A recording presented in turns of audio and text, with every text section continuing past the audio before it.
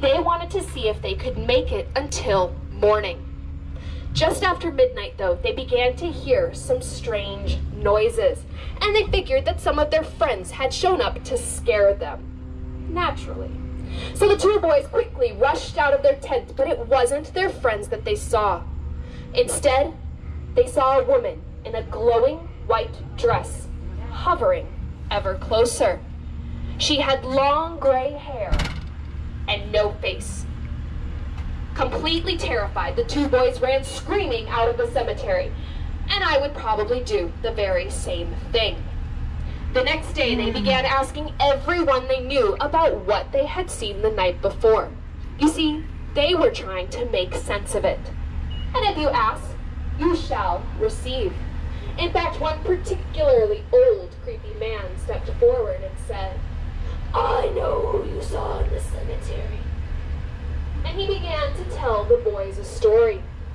You see, 100 years before their time, a young woman had died 1 week before her wedding due to heart weakness. I know, so sad. And out of respect of the bride-to-be, her family decided to have her buried in her wedding dress. Oh, wow. Now this made sense to the boys. They had seen a woman in a white dress, and her lack of face and long gray hair could have been because she was wearing a wedding veil, stained with decay. Well, they stuck to their story and refused to ever step foot in the cemetery again. But friends, she has been spotted recently. So before we drive away, do take a few more photos, because I don't know why she or any of our other spirits are here and make themselves known. But I can tell you, they're here. Oh God. These cars are in the way, it sucks. I get more cars than anything. Are you getting pictures? This is your favorite disembodied voice. Can you all hear me? Yes. Wonderful. Well, we are now going to drive to our next destination, which is the front of the Talamato Cemetery. Because there, I would like to introduce you all to our youngest permanent resident. His name is James, and he's a young orphan boy who died here at the age of 5 years old in the 1800s. Now, James loved to play hide and seek amongst the headstones here at the Talamato Cemetery, but he loved to climb trees. And like most little children, he didn't like to listen. You see, citizens here in the city told James not to climb these trees. Wow. It was too dangerous. And this was, in fact, how he would while he was climbing his favorite tree here at the Talamato Cemetery, he lost his footing and fell to the ground, breaking his neck. He now lies under a lone white headstone, all by himself. But James, too, likes to make himself known and is often spotted playing amongst the branches of his favorite tree. So as we come up to it, I encourage you to take plenty of pictures. He is one of our more commonly photographed. Where's the tree? Oh, and for all of our children on board, James likes to make himself known especially to children. So do take a good look. He's often spotted up here in this large oak in the branches. Now as we slow down just a little bit, do any of you see him? If he asked you to play hide and seek amongst the headstones, would you? No? Are you more of a tag person? Ah, well that's okay. To let you all know that James's final resting place is also right here. This lone white headstone all by itself. Yeah, sure. Now I do think we need to move along, but we should mind our manners and everyone say, "Good night, James." Good night, James. Now the next 3 stories that I tell you are all revolving around a man named Henry Flagler. Have you heard of him? Yes. Of course, he is kind of a big deal around here. Well, Henry Morrison Flagler was a multimillionaire from New York City who liked to come down to St. Augustine on vacation. He was a great judge of potential, having founded the Standard Oil Company with John D. Rockefeller. Now, he thought that St. Augustine also held great potential as a vacation spot for his rich and famous friends. So he helped to extend the railway system down here and built his very first hotel, the Ponce de Leon Hotel, in 18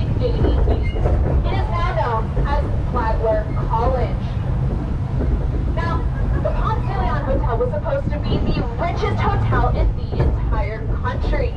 In fact, the Vanderbilts, the Rockefellers, and 5 U.S. presidents would all stay there. And with such power, influence, and wealth comes great triumph and tragedy. You see, the Ponce de Leon Hotel was partially inspired by Henry Flagler's second wife named Ida Alice. Now, Ida Alice was a bit of an odd duck, but hey, she did take care of Henry Flagler's first wife when she was ill, until she died mysteriously. Anyway, Ida Alice loved to play with her Ouija boards, and Whoa, she look at took that. them quite seriously. That's pretty, Josh. One night while she was using one, it told her to kill Henry Flagler. So the very next morning, she attempted to murder him with a pair of shears, and ended up being committed to an insane asylum. Now here at the Flagler College you see on your right, renovations are ongoing, as students eat and sleep where the rich and famous once did 100 years ago. And the past likes to make itself known to the present. You see, students here have reported seeing several apparitions. One apparition is a woman with a crazed look on her face that many wake up to in bed. Many believe that this is Ida Alice, who comes to wreak havoc on those new residents of the Ponce de Leon Hotel, seeking her revenge against Henry Flagler for committing her to such a horrible place. But if you weren't rich and famous, you probably didn't stay here at the Ponce de Leon Hotel. And that's okay, because Henry Flagler thought of you too, and built your very own hotel to your left across the street, the Alcazar Hotel. Now the Alcazar Hotel was the place to be. Guests here could ride bowed shakers or tall-wheeled ordinaries at the Bicycle That's cool. Academy. You could lounge all day in the Turkish baths or swim in the world's largest indoor swimming pool of the day. In fact, this pool is the same width as the building. Guests here could pretty much do whatever they wanted, and laughter and merrymaking could be heard ringing from hall to hall. But like all good things, it did come to an end due to the stock market crash, where it sat dormant and vacant for quite some time and did eventually face demolition. Thankfully, it was rescued and purchased by one Otto Leitner, founder of Hobbies magazine. Otto Leitner would spend the next 5 years bringing his massive collection of collections down from Chicago here to the new Leitner Museum. In fact, we would like to show you one of these particular oddities that he collected. Because Otto Leitner, or OC as his friends like to call him, liked to collect everything and anything. And if it was one of a kind, well, that was even better. She should be showing up on your left. A statue of a woman with her right arm raised to the sky. Do you all see her? Do you notice anything particularly strange about her? She's... No, not the hole. It is a common response, but no. But you said in her back. Did you realize that instead of facing out towards those walking by, she's actually placed to face the building itself? Yeah, that's weird. Now, Otto Leitner specifically requested for her to be placed this way, which of course led to many questions. People wanted to know her story, and people wanted to know her name. What? But all Otto Leitner would ever respond was, Mae West. Well, that wasn't very helpful, so we did a little digging. And we found out that Mae West held a prominent place at Otto Leitner's Chicago home. But 70 years later, we still don't know that much about her. But what we do know is that Otto Leitner was a hard-working, self-made millionaire who was unlucky in love. He was married 3 times, but the only woman who remained a constant in his life was Mae West. And perhaps that's why Otto Leitner made the odd request to be buried out here in the courtyard with her. What? So that she and he could watch over his collection of collections forevermore. But do remember that before this was a museum, this was an old hotel. So renovations are constantly needed. Now in the 1980s, during one of these particular renovations, the crew was working late. The foreman decided that he could finish up on his own and sent the rest of his men home early. Nice guy, right? Well, as he was working all by himself, after a while he began to hear strange noises. It sounded like voices. He figured that some of his men had just come back to pick up something they had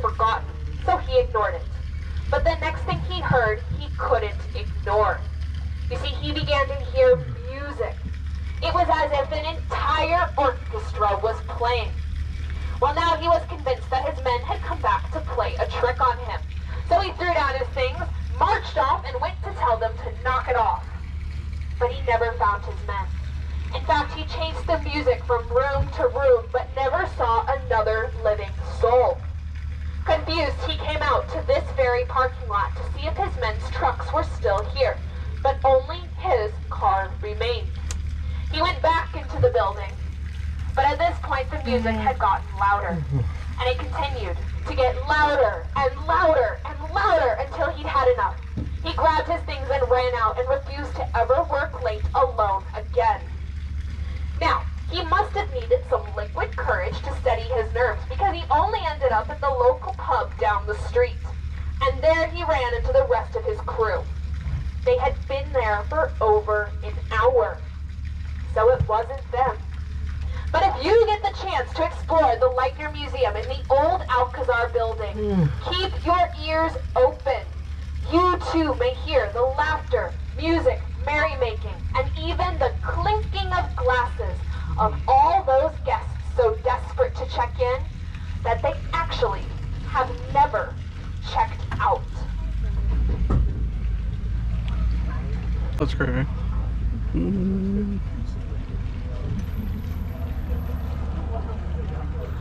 This is a friendly reminder to please keep all of your limbs inside the tram at all times. I am assuming that you want them for later, so please do not stick them out. A ghost may also attach to one, and we don't want that. Now, friends, Henry Flagler didn't own just one or two hotels, but he also had a third hotel. And if you're going to own 3 hotels, they should all be right next to each other. So the next hotel that we are going to visit is the Hotel Cordova, now the Casa Monica. Don't worry, you can't miss it. It's the large white building on your right on the corner. Now, the Hotel Cordova was a popular destination, but it too closed down due to the Great Depression. It was left dormant for a while and did find a life as a county courthouse. But in 1997, a restoration project was begun to bring the hotel back to its former glory. And this is where things started to get weird, here at the Casa Monica on your right. You see workmen recorded seeing the apparitions of men and women in old-time clothing wandering up and down the halls. Drills and saws would start then stop without anyone using them. TVs and radios would turn on and off and even change channels without anyone in the room or even on the same floor. And only after the hotel opened did this activity become more pronounced. You see, housekeeping here have discovered footprints in freshly vacuumed carpets, as if an unseen guest is still wandering around in the room with them. One gentleman woke up to find a woman in an old-fashioned green dress standing at the foot of his bed. When he sat up to tell her to leave, she only turned and walked through his closed door. So if any of you are staying at the Casa Monica, I encourage you to do a little research on your new neighbors. Does anyone remember that little white building in the back of the Talamato Cemetery? Yeah. A few of you. Well, that's good enough. It's related to this next story about Bishop Augustine FL. Now, Bishop FL was the first bishop of Florida, and he was beloved by all. Unfortunately, he died in 1876, and this devastated the entire state. So, the church officials decided to delay his funeral by 2 whole weeks because of how people had to travel back then. Does anyone have a guess as to how they traveled back then? Train. Boat, train, horse and carriage. That's right, horse and buggy. Not the modern V8 Mustangs that we know today. Now, we were That's so delayed by pretty. 2 weeks, but unfortunately the bishop died in June. And what is the weather like in Florida in June? Hot. July. Hot. August. Super hot. Hot as anything, you know. So he had already begun to decompose. Oh god. Well, these church officials came up with a plan to preserve him. You see, they laid the bishop on a block of ice and sprinkled him with Spanish moss. This worked for a while, until the ice melted and we were left with one soggy bishop and a whole lot of holy water. So on to plan B. They placed the bishop in a metal casket with a glass viewing pane by his face. This way those coming to say goodbye could still see the bishop but not smell his rotting body. Now at our beautiful cathedral, now on your right, this is where his funeral services were held that day, and it was packed to the rafters. About halfway through, though, people began to hear strange noises. It sort of sounded like hissing and popping.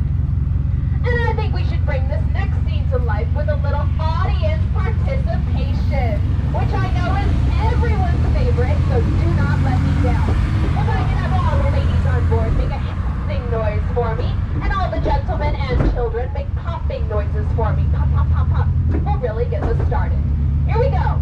The hissing got louder. The popping got louder. The hissing got louder. The popping got louder. The hissing got louder. The popping got louder. The bishop exploded out of the casket and came raining down upon the horrified mourners. And everybody screamed. Is this thing on? I know we can do better than that. I said everybody screamed. Thank you. Now what happens when you scream? You scream? Your mouth opens. And what do you think fell into all of those open mouths? Oh God. What? Oh, little pieces of bishop. Josh, that's pretty. Well, I told you it tastes like church's chicken. Josh. Now, some very well-paid individuals were sent back into our cathedral to clean up, and they also gathered as much of the bishop as they could find. They decided to place him in a new casket. This one was to be solid metal, welded shut, covered in concrete before being buried in the back of the Pt.2 cemetery. You see, they didn't want him escaping again. Now, let's be honest. Does this sound kind of unbelievable to some of you? No. A little bit? Well, you're not the only ones.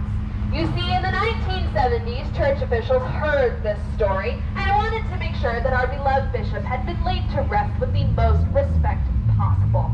So they got permission to exhume him.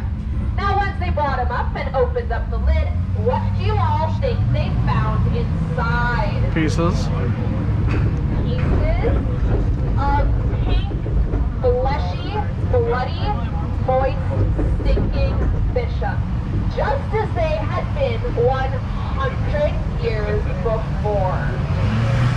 Well, with their curiosity satisfied, they closed the lid and reburied him in the back of the Pt.2 cemetery.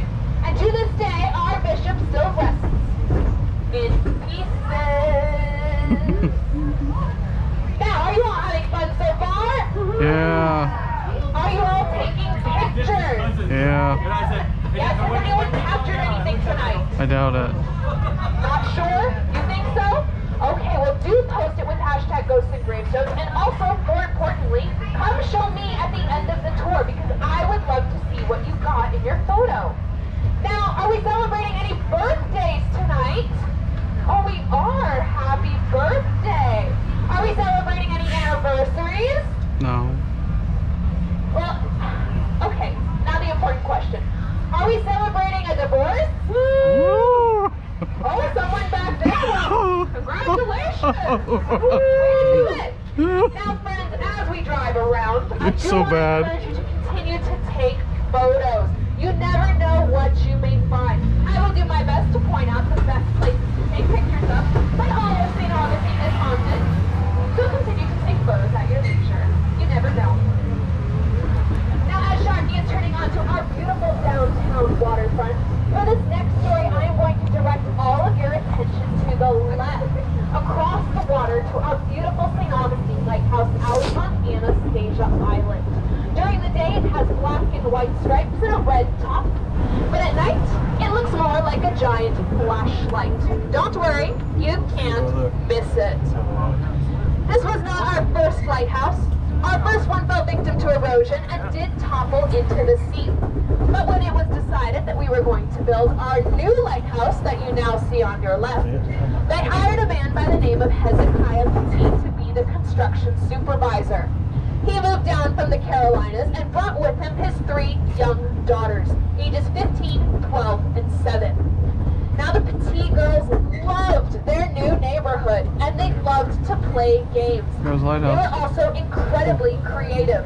One of their favorite games involved a construction rail cart.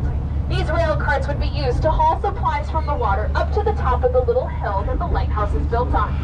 They would take a cart, empty it, push it up to the top, take a running start and jump in, and then ride it all the way down, like an old-fashioned roller coaster. One morning, the girls were excited to wake up and see that the rail cart had been preset for them at the top of the hill. So they quickly dashed out of bed, ran up the hill, and jumped in.